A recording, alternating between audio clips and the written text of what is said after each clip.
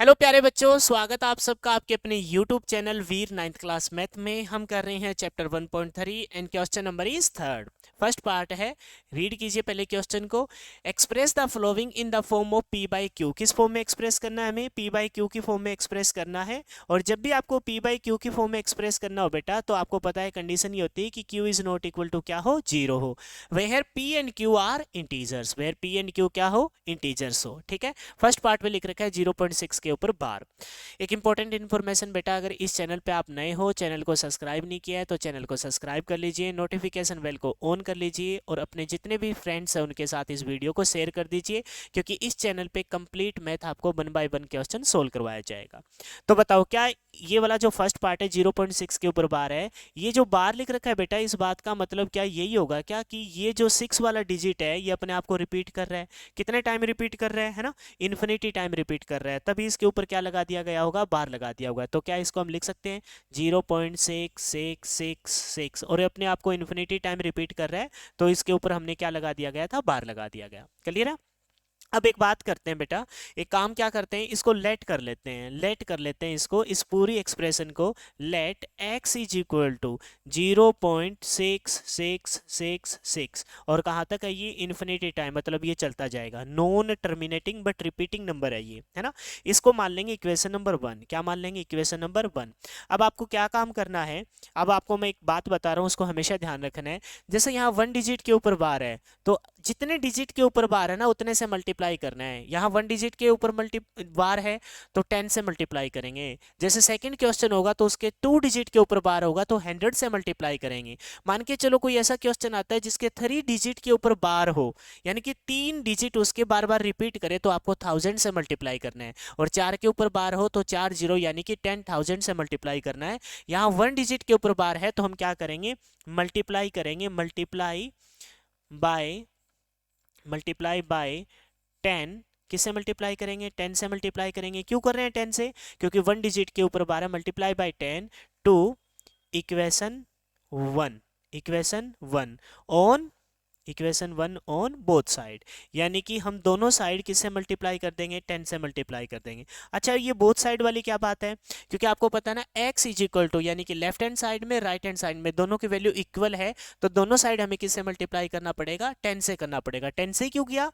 क्योंकि 1 डिजिट के ऊपर क्या है, वार है। जब आप इसे 10 से मल्टीप्लाई करोगे, यहाँ ऊपर लिख देता हूँ, ऊपर लिख देते हैं, तो आपका क्या आ जाएगा, 10 से मल्टीप्लाई करोगे, यहाँ क्या आ जाएगा, 10x is equal to 10 into, यानी कि इस साइड आपने किससे मल्टीप्लाई की, इस साइड आपने मल्टीप्लाई की 10 से, यहाँ ऐसे ही लिख लेते हैं हम 10 इंटू एक्स, 10 से मल्टीप्लाई की लेफ्ट हैंड साइड में, तो राइट हैंड साइड में भी 10 से मल्टीप्लाई करोगे तो क्या आ जाएगा 0.6666 और डॉट डॉट कहाँ तक है ये, अप टू इन्फिनिटी तक है। क्लियर है? जब आप इस साइड जब मल्टीप्लाई किए हो तो आपको पता है कितना आएगा, 10x आएगा, है ना। और जब आपने इस साइड मल्टीप्लाई किए है तो ये वाला जो पॉइंट है ये एक डिजिट क्या हो जाएगा, शिफ्ट हो जाएगा। 10 से मल्टीप्लाई करते तो ये पॉइंट एक डिजिट, 100 से मल्टीप्लाई करते तो कोई पॉइंट 2 डिजिट आगे की तरफ शिफ्ट हो जाता। अगर 1000 से मल्टीप्लाई करते तो ये वाला पॉइंट है ना, ये वाला पॉइंट 3 डिजिट आगे शिफ्ट हो जाता। कितने डिजिट? 3 डिजिट। लेकिन हमें पता है कि हमने किससे मल्टीप्लाई किया, 10 से, तो ये डिजिट यहाँ शिफ्ट हो जाएगा, तो क्या आ जाएगा 6.6666 और ये कब तक चलता रहेगा, अप टू इन्फिनिटी तक चलता रहेगा। क्लियर है? अब ध्यान से देखो तुम, अगर तुम ध्यान से देखोगे तो बेटा आपको एक चीज दिखाई दे रही होगी कि अगर इसको हम मान लेते हैं इक्वेशन नंबर 2, क्या मान लेते हैं, इक्वेशन नंबर 2, ये थी आपकी इक्वेशन नंबर 1 और इसको मान लिया मैंने इक्वेशन नंबर 2। नेक्स्ट स्लाइड पे जाऊंगा, आप भी बहुत आरामदारी से नोट कर लेना। इस पहले क्वेश्चन को इजी तरीके से समझ लेंगे ना तो सेकंड क्वेश्चन में बिल्कुल दिक्कत नहीं आएगी। आप बताओ कि अभी अभी आपने इक्वेशन नंबर 2 लिखी है, क्या लिखी है इक्वेशन नंबर 2, आप तो अपनी कॉपी में नोट कर चुके होंगे, है ना। आपने इक्वेशन नंबर 2 लिखी है और बेटा वो इक्वेशन थी 10x इज इक्वल टू, क्या लिखा था आपने, 6 पॉइंट, क्या लिखा है, 6.6666 और ये है अप टू इन्फिनिटी। कहाँ है, अप टू इन्फिनिटी। ये आपकी कौन सी इक्वेशन नंबर 2 है बेटा, क्या है ये, इक्वेशन नंबर 2। और इक्वेशन नंबर 1 तो जो थी बेटा वो आपकी थी x इज इक्वल टू 0.6666 और ये भी कहाँ तक है, ये भी है अप टू इन्फिनिटी तक। ये थी इक्वेशन नंबर 1। अब मैं जो बात लिख रहा हूँ आपको उसको अच्छे से समझ लेना। आपको इक्वेशन नंबर कौन सी, इक्वेशन नंबर 2 में से ना बेटा माइनस कर देनी है इक्वेशन नंबर 1, इक्वेशन नंबर 1। अच्छा, कुछ एक स्टूडेंट जब मैं ऑफलाइन पढ़ाता हूँ तो मेरे से पूछते हैं कि सर ये इक्वेशन 2 में से 1 क्यों की है, 1 में से 2 नहीं क्यों नहीं की। तो बेटा आपको ये देखना है कि बड़ी बड़ी वैल्यू किसकी है, बड़ी वैल्यू किसकी है 10x की है, छोटी वैल्यू किसकी है x की है। यानी कि वैल्यू जो 2 की है ना इक्वेशन नंबर 2 की, वो वैल्यू ज्यादा है किससे, इक्वेशन नंबर 1 से। तो हम इक्वेशन नंबर 2 में से 1 को माइनस करेंगे, 2 में से क्या करेंगे 1 को माइनस करेंगे। ये जो प्लस का साइन है वो किसका हो जाएगा, माइनस का। यहाँ भी जो प्लस का साइन है वो किसका हो जाएगा, माइनस का हो जाएगा। क्लियर है। जब आप इसको माइनस करोगे तो आपको पता है 10x में से x गया कितना आ जाएगा 9x, क्या आ जाएगा 9x। और बेटा जो ये पॉइंट के बाद आपका जो ये ना 0.6666 अप टू इन्फिनिटी, और यहाँ भी क्या है 0.666 अप टू इन्फिनिटी। तो ये पॉइंट वाला पॉइंट के बाद वाले से क्या हो जाएगा, कैंसिल हो जाएगा, और 6 में से 0 गया कितना आ जाएगा, x आ जाएगा। अब जो ये x मल्टीप्लाई कर रहा है, क्या कर रहा है, मल्टीप्लाई कर रहा है 9x के साथ मल्टीप्लाई कर रहा है, आगे जाके क्या करेगा, डिवाइड करेगा 6/9, 6/9।